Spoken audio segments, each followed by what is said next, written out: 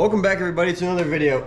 Yesterday I had a guy come in and he got 6 packs of my frogs, and while he was in he asked me why I don't have any dark green colored frogs, and so that's what we're going to be doing today. I've never actually made dark green frogs, and I don't know why, because a lot of frogs, especially around my area and obviously every other part of the world, has a lot of dark green colored frogs, and I just have never gotten around to it. But today we're going to make, I think we're going to make some watermelon or watermelon red, maybe frogs, and they're gonna end up on my website, so yeah, stay tuned.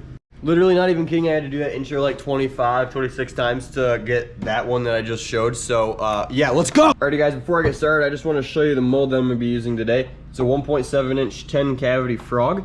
Just as you can tell, it just injects right there, and then, yeah, so we're gonna get the plastisol going. I still have to shake it up. We don't have a ton left. I'm gonna have to get some more here pretty soon. And then we're just gonna put it in here and we're gonna toss it in the microwave for 3 minutes. All right guys, we got this nice and mixed up. So we're gonna just pour, we don't need a ton, probably about that much. Is all we're gonna really need. I already have some left over as a plastisol puck, so I'm just gonna add that once this gets nice and warmed up. But first we're gonna put this in the microwave for, well, get that out of the way. All right, now we're gonna put this in the microwave for just three minutes, and then should be ready to add some colorant.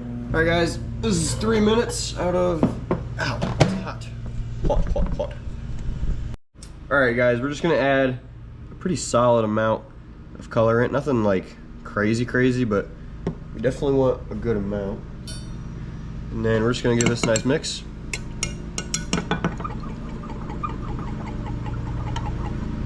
That's some good looking stuff right there. So we're gonna add pretty decent amount of red, small red glitter, and then a little bit of big black glitter and a little bit of small black glitter. I might have to put it in the microwave really quick before I inject. Oh yeah.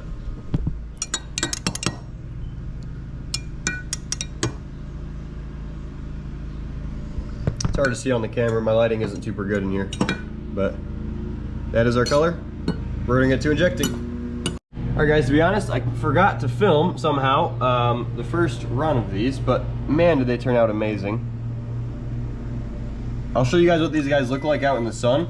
We're gonna give these a couple more runs though. Alrighty. This is out of the microwave, ready to be injected a second time.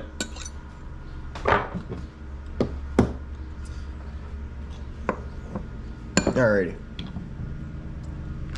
Whenever you guys are doing this, you just want to push down until you can't anymore, and then just hold that pressure. Don't push too hard, or else that's not good. And then fill up the top when you're done, and then just pour your excess back into the cup.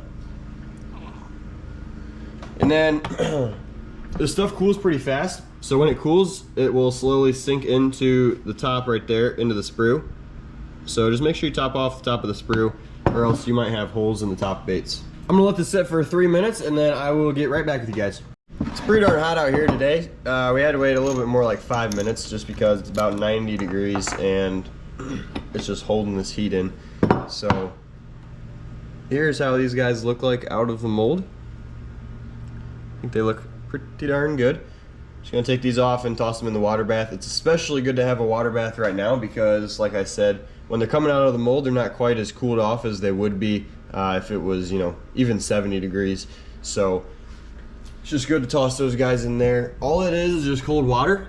Just kind of helps them keep their shape, and it's kind of nice because when they're in here, they're, as long as they're not too bunched up, and even if they are a little bunched up, it's fine. But usually, like when they're like this, you know, they have their natural shape, and then it kind of just hardens them a little bit.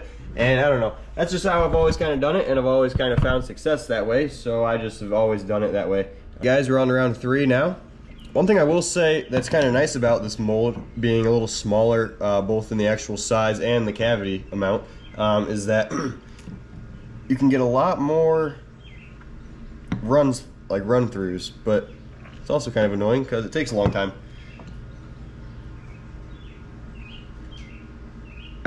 This is round number 3 that we're opening right now. Looks just as good as the other two. Alrighty, time to undo number 4. Yep. Well, would you know it? They turned out watermelon red. Kind of thought when I opened this that maybe they would turn out bright pink or something. I don't know. But hey, you know what? Watermelon red works out perfect too.